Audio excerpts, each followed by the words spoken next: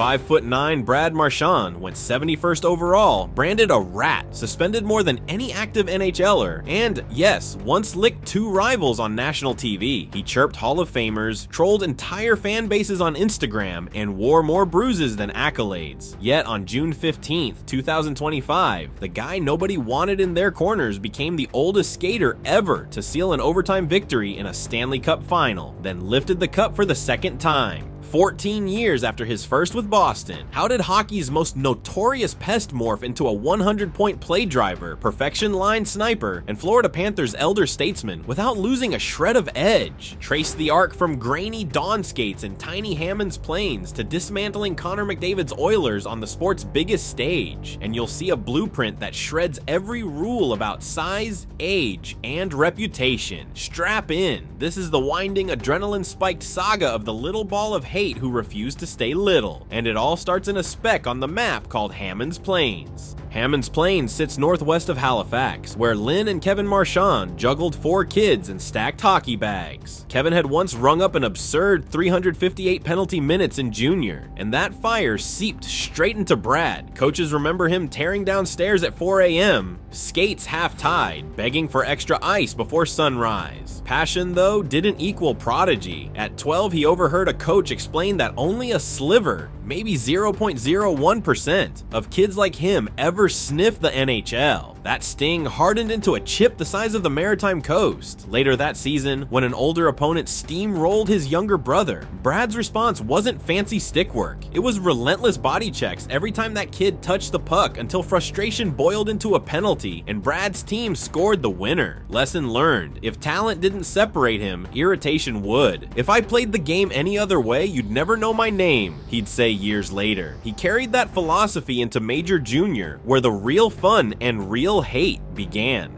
From 2004 to 2008, Marchand bounced from Moncton to Val d'Or to Halifax in the QMJHL. Never drafted higher than the mid-rounds, but always finishing checks and finishing chances. His engine revved through 80 points in 57 games with Val d'Or, yet scouts still muttered, too small, too risky. Boston saw something else, a future Bruins snarl in miniature form. They traded up with the Islanders on draft day 2006, snagging him 71st overall, a pick most fans forgot by lunch. But the message in Boston's room was blunt: no third rounder gets handed a roster spot. Brad would have to punch, chirp, and score his way in. Providence, Rhode Island became his proving ground. 2 seasons in the AHL hardened his style. He hunted pucks, finished every hit, veterans twice his size be DM'd, and wore the league's best trash talk grin. In 2009 to 2010, he shuttled between Providence and Boston, logged penalty kill minutes, and waited 20 NHL games to score his first goal. Nobody outside New England noticed. Inside the room, teammates loved the spark. By 2010 to 2011, he was full-time, throwing 21 goals on the board and winning the fan-voted 7th player award for surpassing expectations. Boston media dubbed him the little ball of hate, and he replied by sprinting through walls for them. The 2011 playoffs would turn that spark into a wildfire the entire league had to feel. Slotted initially on the 4th line, Marchand earned a promotion beside Patrice Bergeron and Mark Recchi after a single feisty round. He repaid the trust with 11 goals and 19 points, tying Jeremy Roenick's rookie playoff record, and 2 daggers in Game 7 against the President's Trophy Canucks. He even punched Daniel Sedin 4 straight times after a whistle, later shrugging, "Because I felt like it." Obama greeted the champs at the White House and singled out Boston's little ball of hate. A legend and a villain were born simultaneously, but success only sharpened the edge, and controversy began shadowing him shift for shift. Suspensions, fines, and highlight reel goals began arriving in equal measure. In January 2012, a vicious low bridge on Vancouver's Sami Salo cost Marchand 5 games and cemented his image as the NHL's dirtiest pest. A year later, he whipped up headlines with a taunting can opener celebration in Pittsburgh, then drew a max fine for slew-footing Matt Niskanen. By the spring of 2015, he'd racked up 5 separate NHL disciplinary hearings, including an elbow on Ottawa's Mark Borowiecki Gretzky, and a borderline clip on Rangers center Derek Brassard. Yet every season the numbers kept climbing: 24 goals in 2014-15, a career-best 37 in 2015-16, and back-to-back 85-point explosions in 2016-17 and 2017-18, tied with Nikita Kucherov for 5th league-wide. Then came the 2017 spear to the groin of Tampa's Jake Dotchin, 2-game suspension, universal outrage, and zero remorse.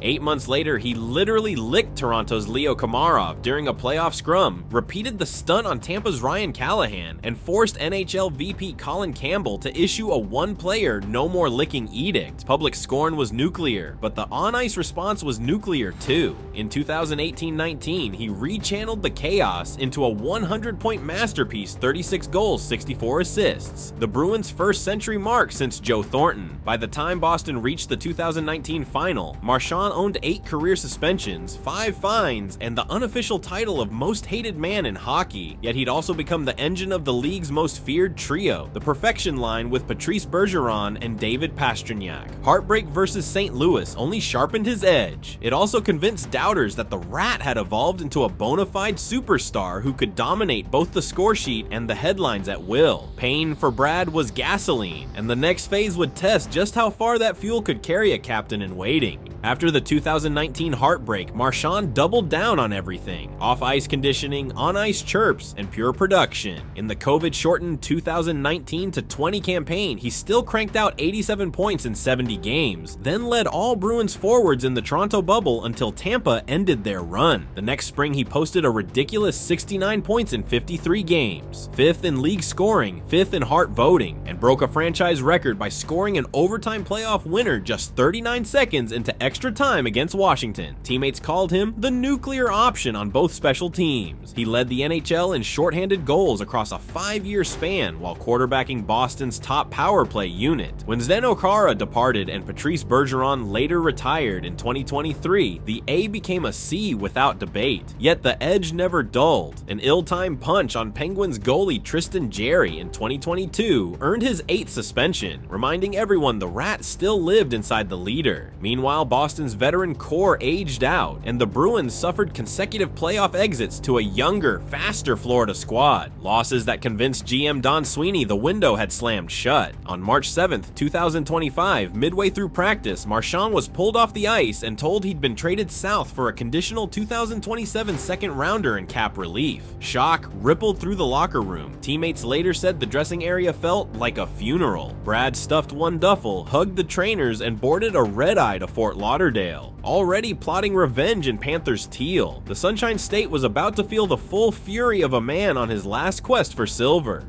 Marchand's tweaked groin kept him out 10 days longer than planned. But when he finally suited up on March 28th, he wasted no time, forechecking a defender into a turnover, feathering a no-look pass to Sam Reinhart, and watching Reinhart bury the overtime winner. The Panthers' bench exploded, and Florida's broadcast instantly dubbed the play the tone setter for a cup run. In April, he slid down to a third-line role with Anton Lundell and Eetu Luostarinen. Less pressure, more mismatches, and the trio devoured sheltered minutes, controlling 63% of shot attempts while starting just 35% of their shifts in the offensive zone. Round 1 versus Tampa Bay felt personal, a Battle of Florida rubber match and Marchand's first playoff series as a Panther. He scored in Game 2, then spent Game 4 chirping Nikita Kucherov so relentlessly that the Lightning star took a retaliation slash, gifting Florida a 5-minute major the Cats used to turn a 2-2 deadlock into a 5-2 win. Series over in 5. Round 2 brought Toronto, and Marchand's legend of torment. Game 7 in Sunrise became a masterclass. First period seam pass to Owen Tippett for the opener. Second period wraparound goal of his own. Then an empty net dagger from his own blue line while the entire arena chanted, "Thank you, Brad." His stat line across 5 career winner take-alls against the Leafs climbed to 6 goals and 8 assists. Toronto media called it a generational haunting. In the East Final, Carolina's speed looked like a bad matchup, but Marchand's PK brilliance flipped games. Down 3-2 late in Game 3, he blocked an Andrei Svechnikov point blast, raced end-to-end shorthanded, deked Frederik Andersen, and tied the score. Florida won in overtime, seized the series in 6, and punched a consecutive ticket to the final. The Cup showdown versus Edmonton felt like hockey's past colliding with its future. McDavid's jet-propelled artistry against Marchand's chippy guile. Game 2's double OT winner, 5-hole under Stuart Skinner, made him, at 37 years 11 days, the oldest to net an overtime goal in a final. He followed with goals 56 seconds into Game 3 and midway through Game 4, drawing NBC's comparison to a gray-bearded Claude Lemieux.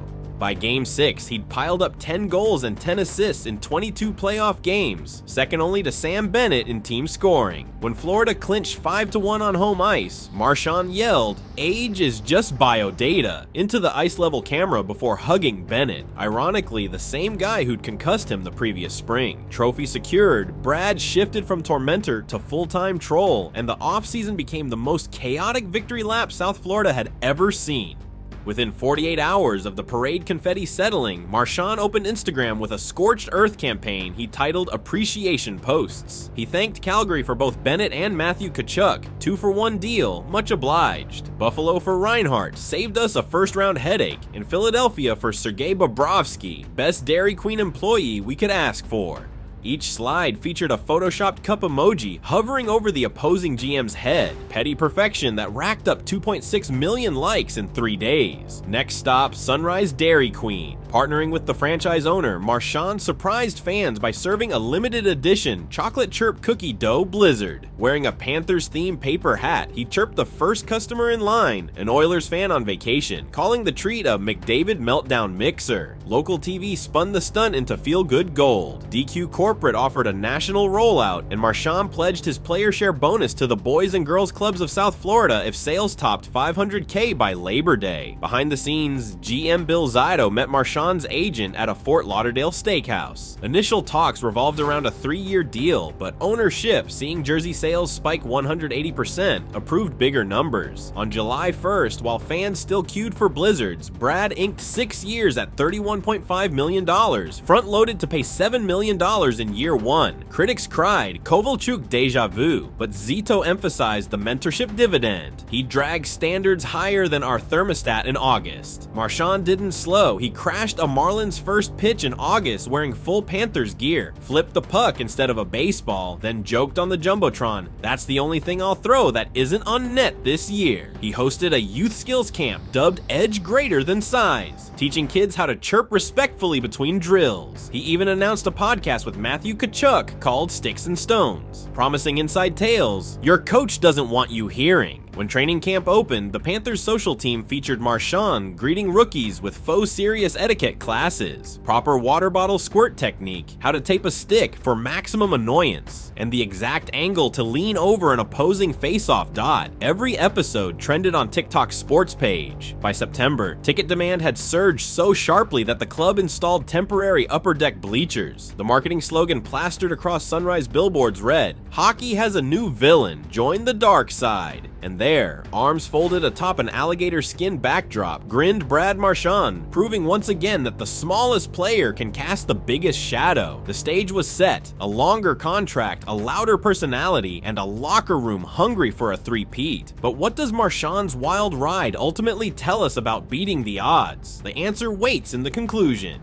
Brad Marchand's legend thrives on contradictions so sharp they almost shred the record book. He is at once the NHL's most suspended modern player and a near 1,000-point machine, the face-licking instigator who still earned the C on an Original Six sweater, a 71st overall pest who now owns the oldest overtime winner in Cup final history, twice. 14 years apart, he has bulldozed through June as the emotional engine of a champion, showing that relentless authenticity can smash any scouting report. Size never stopped him, hate only stoked him, and age, so far, has merely added chapters to the myth. But the resume is only half the story. Dig deeper and you'll find a masterclass in turning every limitation into leverage. A penalty kill demon who leads power play rushes, a locker room lightning rod who still finishes every optional skate, and a self-proclaimed rat who's mentored the likes of David Pastrnak and Anton Lundell into stars. Teammates cite his non-negotiables list, effort, chirp frequency, and never skipping leg day as culture pillars that travel with him like extra equipment. Even rivals admit they prepare for games against Marchand the way NFL teams game plan for elite quarterbacks. You can't erase him, you just hope to survive the flurry. So the real takeaway isn't just about stacking trophies or sound bites. It's the blueprint beneath the chaos. Weaponize every slight, channel every boo into jet fuel, and refuse to let reputation dictate reality. Marchand converted too small and too dirty into 2 Stanley Cups, 8 30-goal seasons, and counting. Proof that a villain can still be a vessel for greatness. Now it's your turn. What's your defining Marchand memory? The double OT dagger in Edmonton, the 4-punch set-in smirk, that 100-point season forged out of backlash, or maybe the Dairy Queen takeover that turned trolling into philanthropy? Drop it below, smash subscribe, and ring the bell so you don't miss the next Underdog epic, because if Brad's career teaches anything, it's that the legends we dismiss today might be writing hockey's next chapter tomorrow. Stick around, the next giant slayer could be lacing up right now.